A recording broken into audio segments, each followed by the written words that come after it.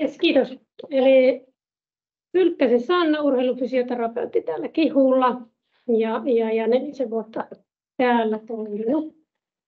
Ja aion puhua eturistisiteistä ja naisista ja jalkapallosta ja sen verran omaa taustaa, että ihan kaikkiin niihin kyllä löytyy kokemusta iteltä peliuran kautta ja sitä kautta pari leikkausta ja sitten tänä päivänä työskentelen tässä arjessa futareiden kanssa ja toistakymmentä vuotta futismaajoukkueissa fysioterapeuttina. Ja sitten vielä jalkapallon valmentajan ja vanhemman roolissa myös, että aika paljon jalkapalloa. Aspetaarin tuolta omasta Medicine-julkaisusta törmäsin tuommoiseen juttuun, missä puhutaan ACL-kuntoutuksesta eliittitason naispelaajilla. Ja sitten käydään siinä läpi sitä, että same but should it be different. Naisten ja miesten kohdalla tuo kuntoutus ja ylipäätään ehkä niin kuin vähän isommassa ajatuksessa muutakin kuin pelkkää, että mitä sille polvinivelelle tai jalalle tehdään. Sen lisäksi sitten niin kun ollaan tässä paikallisesti luotu tuollaista RTP-protokollaa, jota ollaan hyödynnetty paikallisen jalkapallo-edustusjoukkueen kanssa niin kuin työkaluna siitä, että miten pystytään palauttamaan futarit kentälle ja mitä niin kuin käytännön keinoja sitten siinä. Tässä mun esityksen sisältöä käydään eka vähän läpi, että mitä se eturistiside on. Sitten taustaa, että onko tässä nyt niin kuin jotakin huolta tai miksi tästä puhutaan. Sitten leikkauksen jälkeisestä kuntoutumisesta ja lajiinpaluusta. Sitten tämä niin kerroin tämä meidän oma protokolla. Esittelen sen ja sitten lopuksi mietitään ja pohditaan.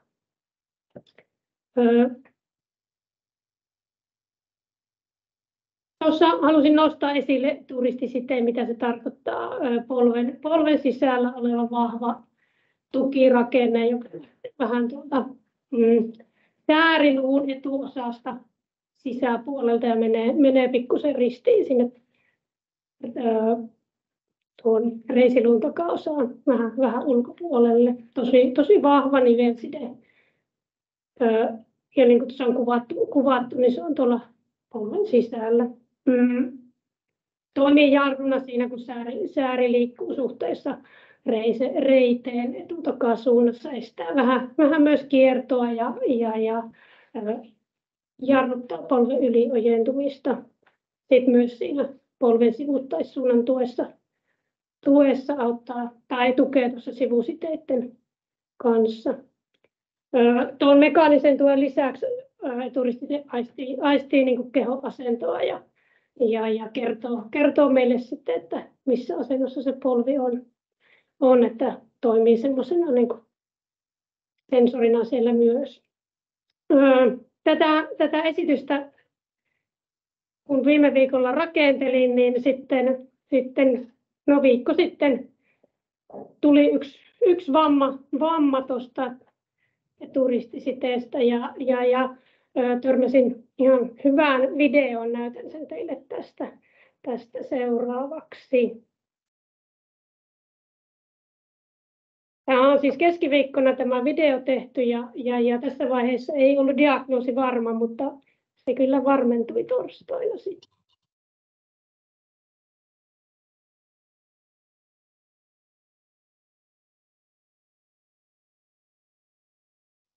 Niin kuin totesin, että sitten seuraavana päivänä tuli sen diagnoosi, että se oli mennyt poikki.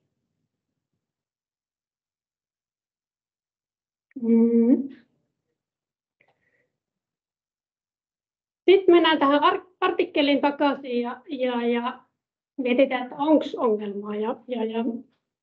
Jos on, niin mitä ongelmaa. 5-20 naisten palon ehdokkaista on tällä hetkellä eturistisedepoikki. Tuo palkinto on niin kuin, siinä valitaan maailman parhaat pelaajat, ranskalaiset toimittajat valitsee. 20 top-pelaajalla vamma. Ja top-pelaajilla todennäköisesti tarkoitetaan tässä pelaajia, joiden oli tarkoitus pelata kesän MM-kisoissa. Näiden kirjoittajien mukaan naisilla on 4-6 kertaa suurempi riski saada eturistisidevamma.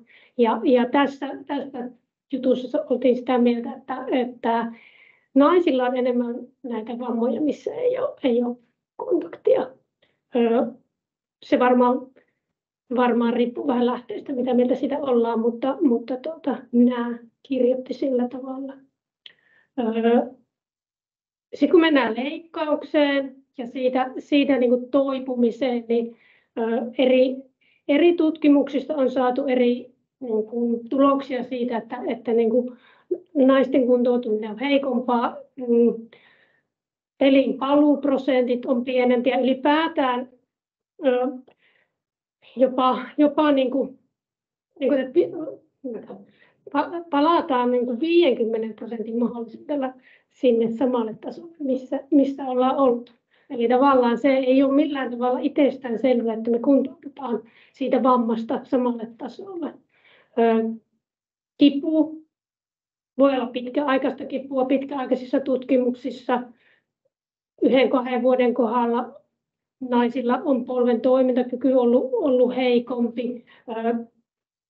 Psyykkiset tekijät, pelko, sitten pelko siitä uudelleen vammautumisesta. Riskit siihen, että tulee joku toinen vamma on koholla miehiin verrattuna. Ja sitten toisaalta niin kuin elämän laatutekijöissä on niin kuin eroja. Ja sitten sillä tavalla tätä nyt ei kannata lukea, että nuo kaikki on kaikilla huonommin, koska on myös niin kuin tilanteita, milloin kuntoutus onnistuu ja on niin kuin asioita, mikä niin kuin sukupuolesta riippumatta menee hyvin tai huonosti.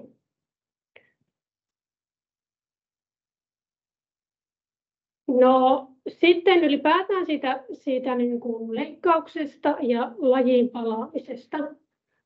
Niin kuin tuossa videollakin sanottiin, mutta se prosessi on vaativa ja siinä on tosi monta osa-aluetta. Ihan sama, oletko nainen vai mies tai jotain muuta sukupuolta, niin se on iso pitkä prosessi ja siinä on valtava määrä tekijöitä, mihin pitää pystyä vaikuttamaan.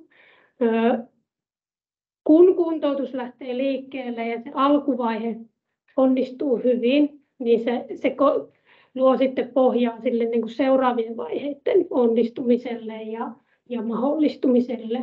Ja tuosta alkuvaihetta, niin sillä tarkoitan sitä hetkeä, kun polvi on leikattu.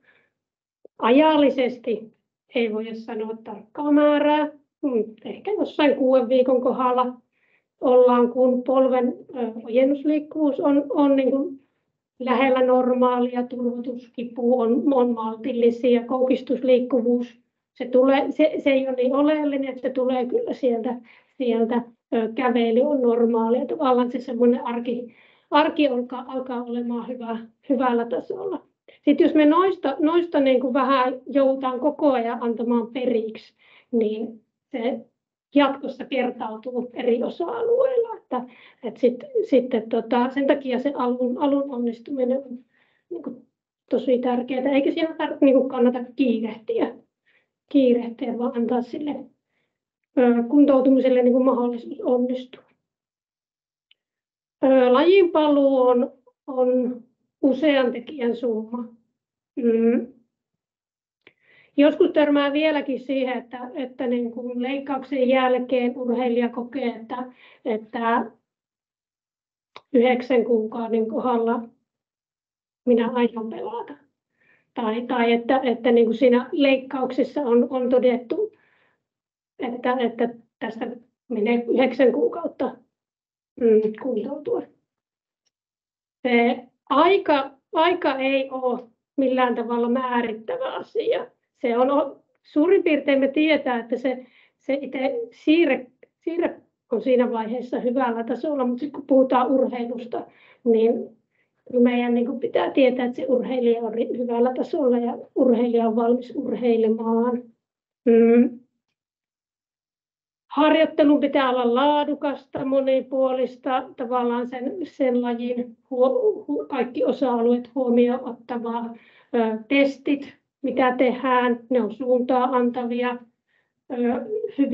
hyviä semmoisia niin kuin harjoittelun seurantamenetelmiä, mutta ei myöskään sillä tavalla, että sulla on 9 kuukautta ja hyppytestit tehtynä, niin se ei vielä riitä siihen, että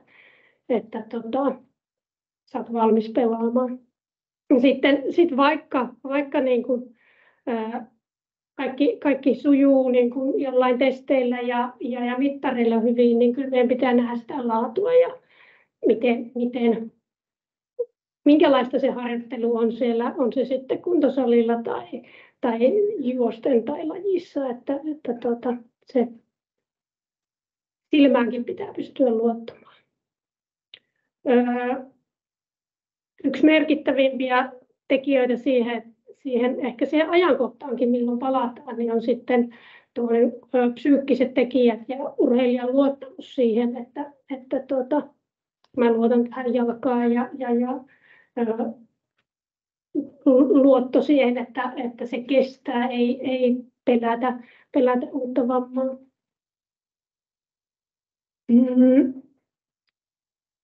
Tuohon lajiin paluuseen tavallaan 4-vaiheinen paluu tässä esiteltiin, eli niin kuin lajin näkökulmasta. Tässä siis tietenkin kulkee rinnalla kaikki muu harjoittelu, mutta tavallaan siellä kenttäolosuhteissa tapahtuva kuntoutus, miten päästään treeneihin mukaan sillä tavalla, että ei tule vielä kontaktia joukkuekavereilta. Sitten ihan se normaali harjoittelu, missä niin kuin saattaa räiskyä ja osua ja tulla yllättäviä tilanteita. Peliin palaaminen, se on niin kuin edelleen yksi vaihe. Ja sitten se viimeinen vaihe on niin pääseminen sinne huippukuntoon. Ja, se, että me ymmärretään, että se pelaaminen itsessään ei ole se maali, vaan se huippukunto.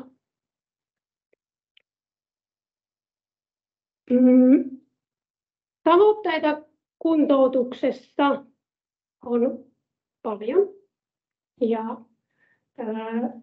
on monen tahoisia tavoitteita. Puhutaan ensinnäkin polven toimintakyvystä ja psyykkisistä valmiuksista, juoksuun liittyviä asioita, biomekaniikka, sprintit, kiihdytykset, jarrutukset, lajiin liittyvät treeniohjelmat, voima, symmetriaa, päästäänkö samalle tasolle kuin ennen vammaa, onko ennen vammaa edes oltu riittävällä voimatasoilla ja tiedetäänkö me että mikä on riittävä taso ollut tai siinä niissä voimatekijöissä. Hyppäämiseen liittyvät symmetriat, reaktiivisuus, mitä se laji vaatii, minkälaista tasoa.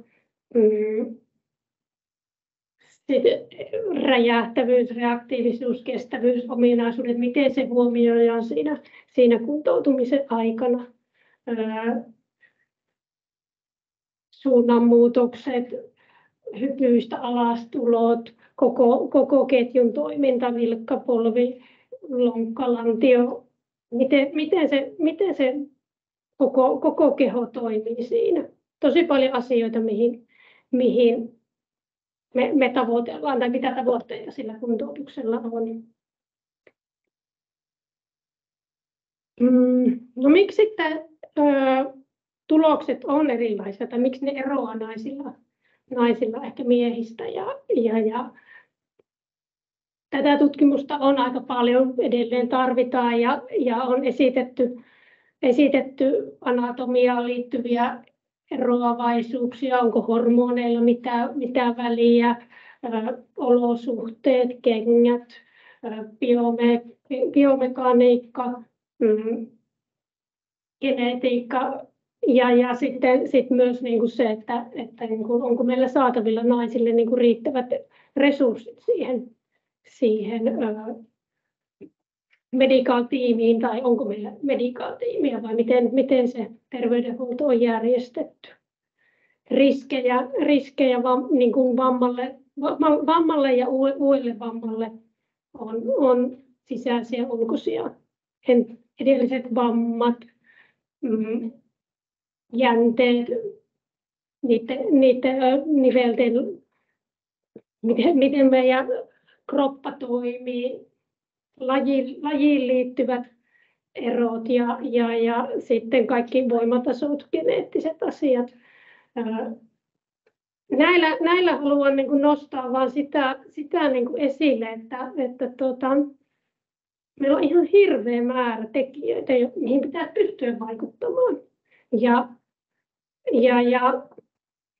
tosi vaikea sanoa, että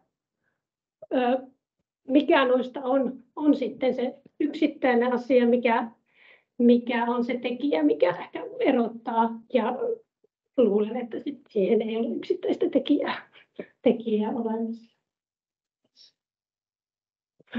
Pelin paluuseen liittyen näitä eroja olosuhteissa. Kirjoittajat nostaa harjoitteluolosuhteet ja siihen mä ehkä niin kuin näen sen koko niin kuin valmentautumisen olosuhteet.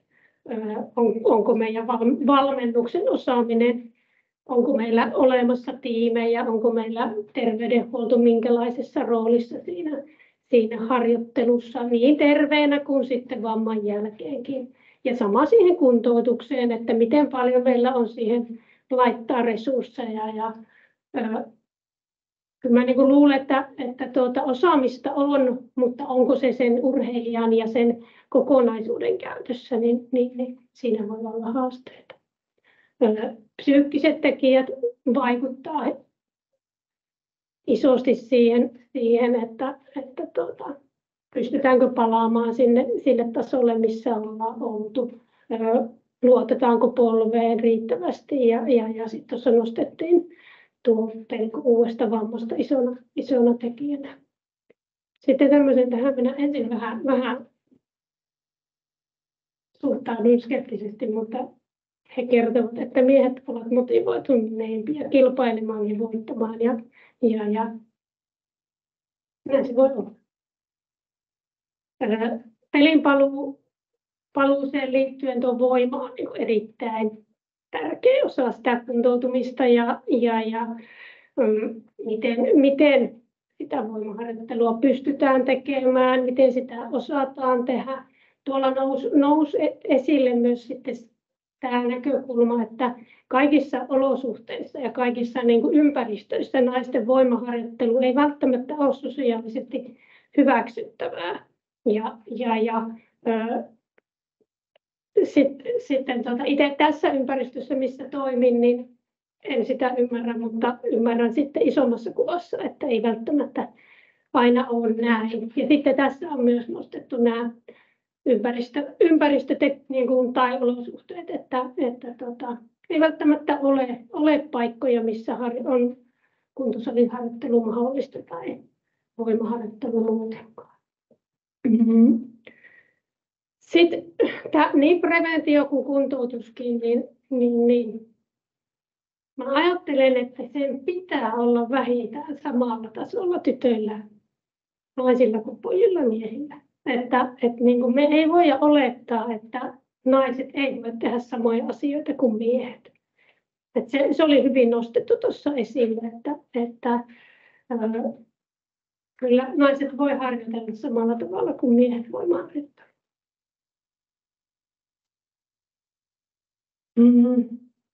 No mistä sitten aloitetaan? Hirveästi asioita, mitä on lueteltu, riskitekijöitä, mitä pitäisi tehdä, niin varmistetaan se laadukas valmentautuminen ja vaaditaan sitä samalla tavalla naiselta ja tytöltä voidaan vaatia pojilta ja miehiltä. Varmistetaan, että se kuntoutuminen että se on mahdollista olla laadukasta ja se, että meillä ylipäätään on välineet ja mahdollisuudet harjoitella laadukkaasti. Sitten investoidaan niihin osaajiin seuroissa, jotka pystyvät auttamaan loukkaantuneita pelaajia tai ylipäätään toimimaan siinä valmentajien tukena. Nämä nosteet, sillä se vaikutus voisi olla niin kuin isompi, että me saadaan sitä osaamista ja ihmisiä tekemään sitä työtä sinne seuroihin. Ja sitten meidän pitää varmistaa, että pelaajat on niin valmistettu riittävän hyvin siihen kilpailuun, että urheilija pystyy kilpailemaan huipputasolla. Ja tutkimusta tarvitaan edelleen, mitä ne keinot sitten on ja löydetäänkö jotakin sitten tekijöitä, mitkä selkeästi vaikuttaa.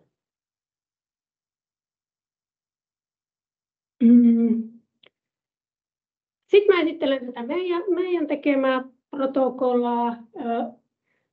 Lajivalmentajana Utriaisen Elina ja fysioterapeuttina Honkasen Henna on ollut, tai me ollaan yhdessä työstetty työkalua meille niin valmennustiiminä kuin sitten pelaajien avuksi, että mitä se käytännössä sitten tarkoittaa se, että nyt sä voit mennä sinne kentälle tekemään omatoimisia juttuja, tai miten me saadaan jollain tavalla integroitua pelaajat siihen joukkueen harjoitteluun, että päästä siitä, että sä oot tehnyt omatoimista kuljettamista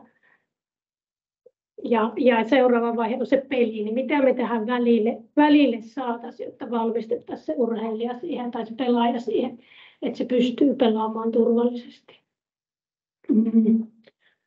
5-vaiheinen tämä meidän protokolla. Vasemmalla puolella on liikkumiseen ja sitten lajitaitoihin liittyviä niin kuin fysioterapeutin fyysisen valmennuksen näkökulmasta asioita.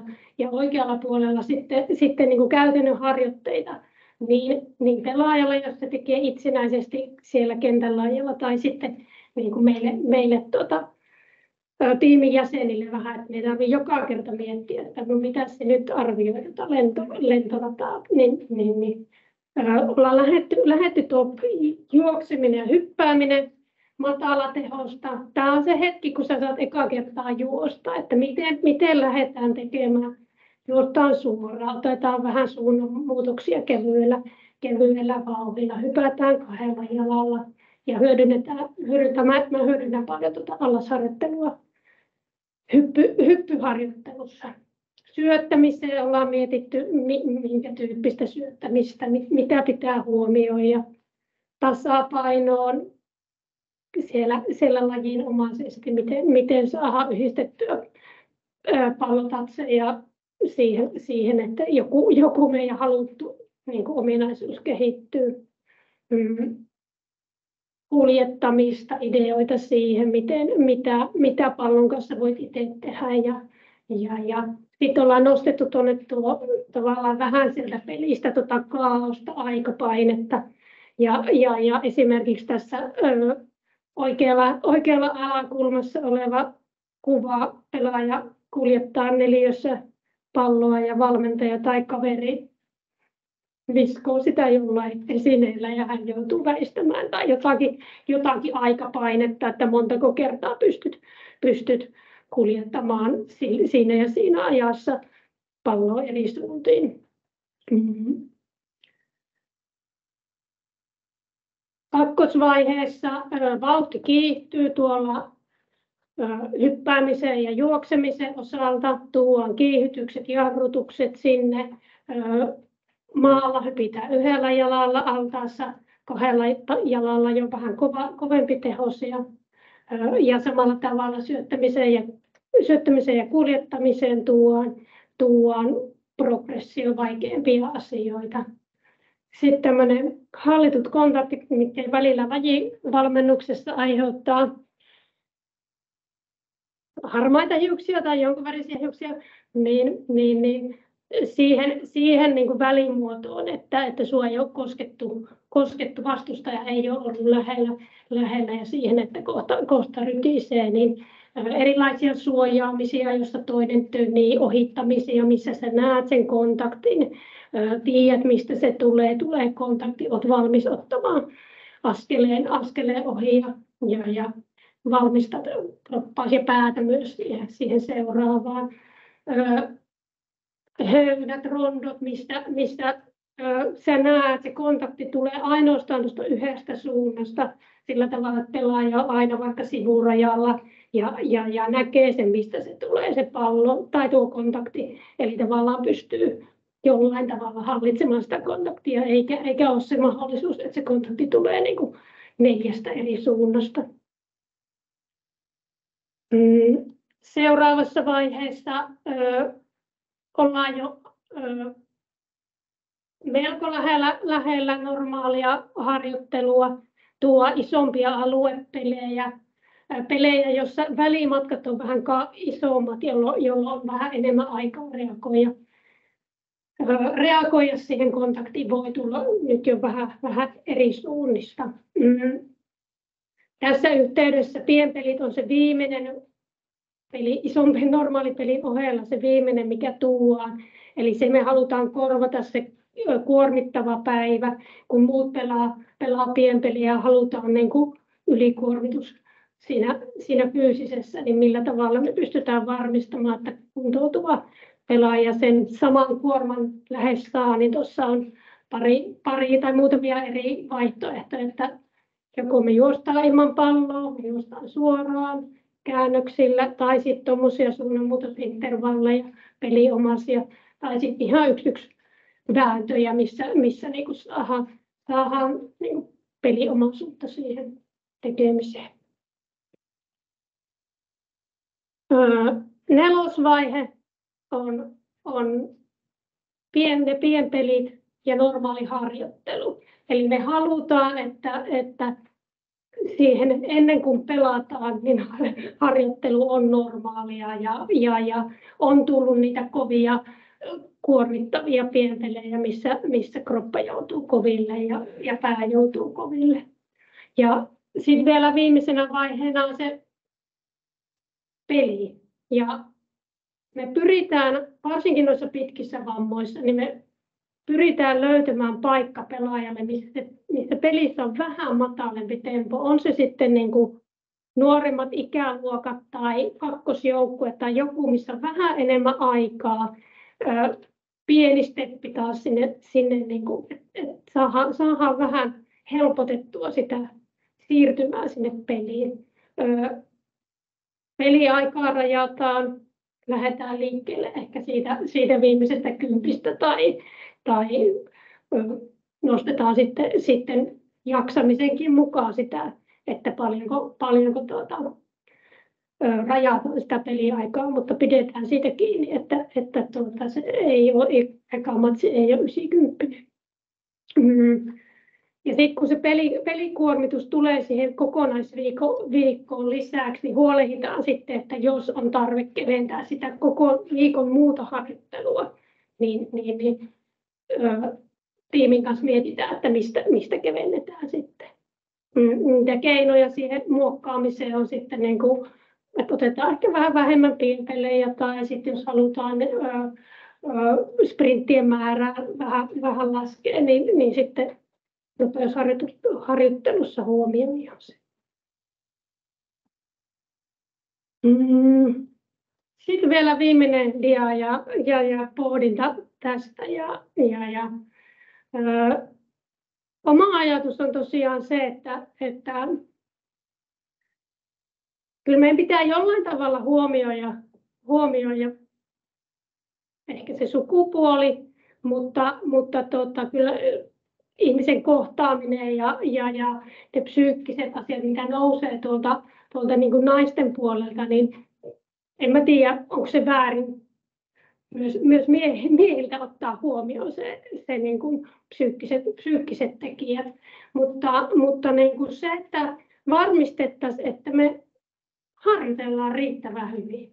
Ja sitten kun ollaan sillä tasolla, että niin kuin nyt me ollaan päästy siihen riittävän laadukkaaseen ja monipuoliseen harjoitteluun, jos meillä edelleen on sama ongelma, että niitä vammoja tulee, niin sitten on varmaan niin kuin se paikka miettiä, että mitkä ne on ne tekijät. Totta kai sitä on ihan hyvä miettiä tässä ja tutkia jatkuvasti ja pohtia, mutta mä haluaisin, että me harjoiteltaisiin hyvin. Ja siinä se valmentajien osaaminen ihan sieltä pienestä asti on olennainen juttu. Tiimi, niiden osaaminen, olosuhteet ja sitten niin kuin sanoin tuosta psyykkisistä tekijöistä myös, että niiden huomiointi. Mutta niin kuin enemmän semmoinen, niin kuin, että uskalletaan vaatia, että meillä pitää olla myös niin kuin tytöillä ja naisilla samat mahdollisuudet harjoitella kuin pojilla ja miehillä.